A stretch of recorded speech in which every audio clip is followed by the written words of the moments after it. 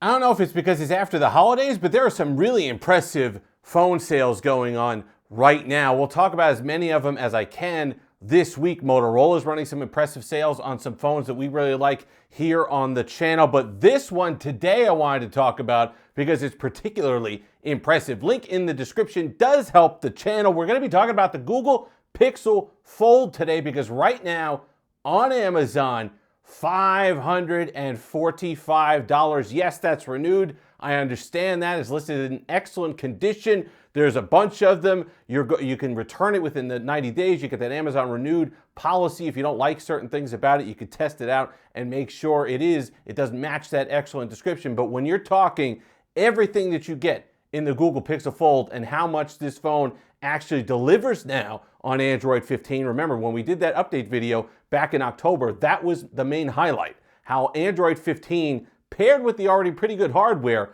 really made this a winner in my eyes. I still use this phone today. Really like this phone. There's a lot to like here. And then when you put that incredible price tag on there, $545, that's something to make you want to pay attention. And this is one that if you're on the fence about it, if you've wanted a foldable, if you like Pixels but you don't want to spend that money on the newer Fold, this is a deal that you should take advantage of sooner rather than later, because I'm going to tell you what's going to happen here. I feel like this is going to be the same thing as the Microsoft Surface Duo. If you remember, those could be had, they were basically giving them away at one point. $300, that's how I picked mine up. I got mine new. It was locked to AT&T, but I didn't care anyway. I use AT&T. Mine was new for $300. You could get them renewed for even less. When there was plenty of stock of that. Microsoft had moved on. They changed the form factor a little bit. The Microsoft Surface Duo, when it first came out, wasn't that popular. It was a bit of a mess. The hardware, the specs, or whatever the case may be there. But they blew them out for that $300 price tag. Now you can't find them. Now they're very difficult to find. Same thing with the Microsoft Surface Duo 2. Once that initial stock of new old stock, returns, trades, all of that was run through, the price skyrocketed. And I think that's absolutely what's going to happen with the Google Pixel Fold. Google's moved on. New form factor for the Pixel 9 Pro Fold. That's something that kind of is the same formula.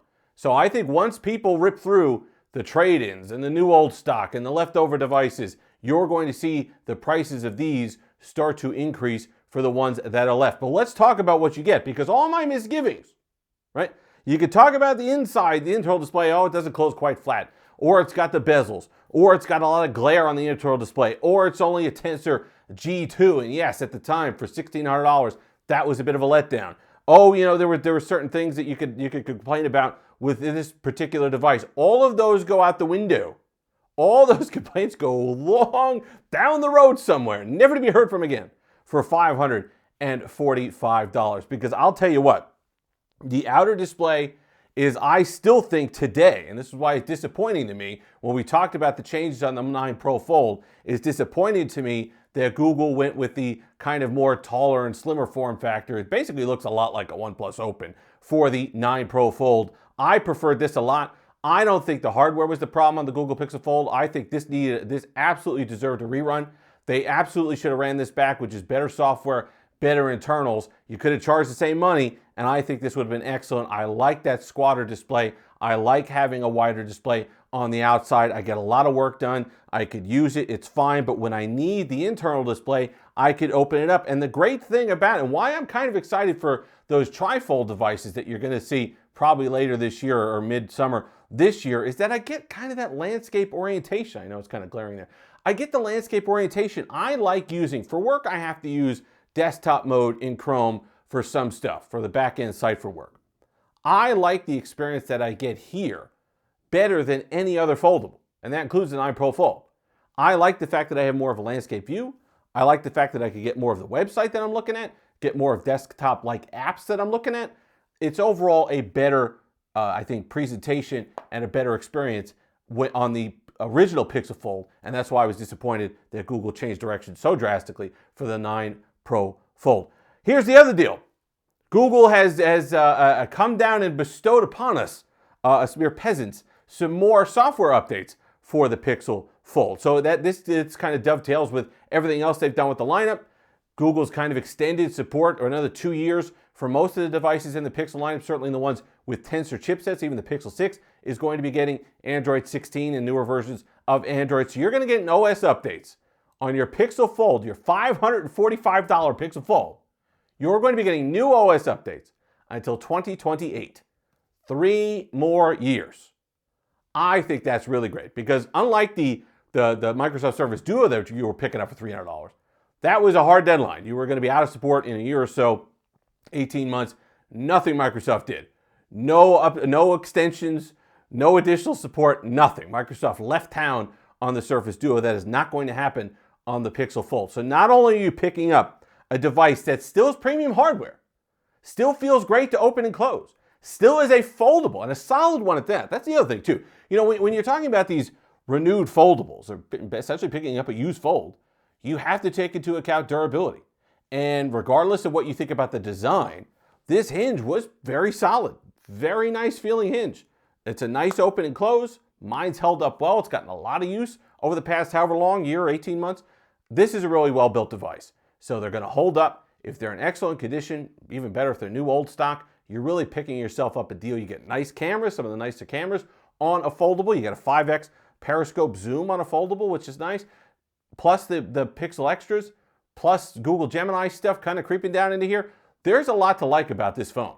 And the only reason why you're basically getting it for the price of a mid-range phone is because Google's kind of moved on design-wise, moved on to the new Pixel 9 lineup. They're kind of leaving these old devices behind.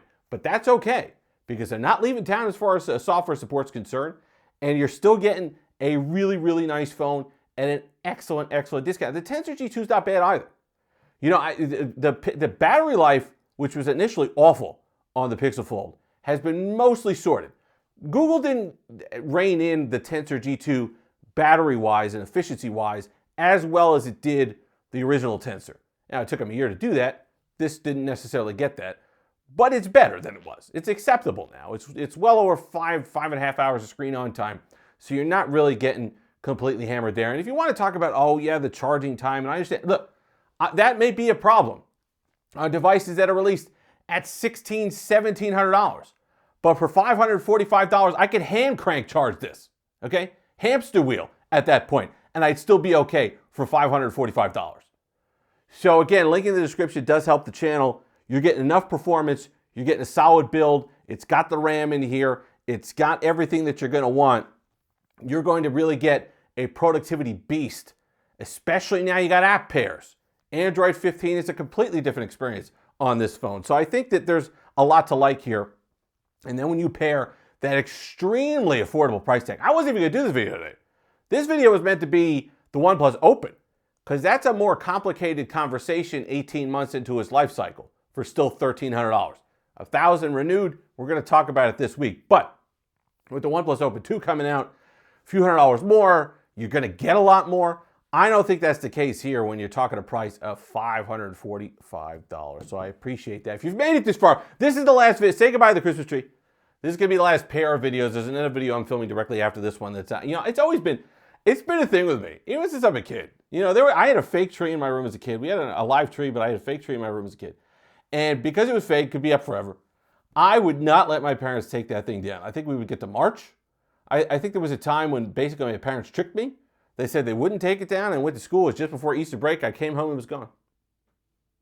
Still haven't forgotten about it. Still haven't forgiven them 35 plus years later. Anyway, if you've made it this far, like, comment, subscribe, all that fun stuff. Until next time, have that delicious day.